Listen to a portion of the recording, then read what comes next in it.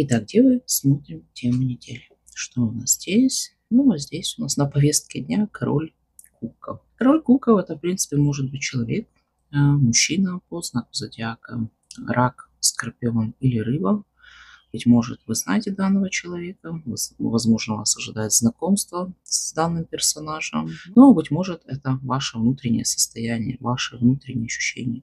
Кубковый король нам дает чувственную сферу, да, и учитывая, что он здесь такой задумчивый, мечтательный, быть может, именно данный сценарий вас ожидает на текущей неделе, будете строить какие-то планы, быть может, над чем-то размышлять, мечтать не исключено. Ну, а может быть, будете делать переоценивание каких-то ситуаций, взвешивать что-то у себя, прокручивать в голове. То есть есть какие-то моменты переживания.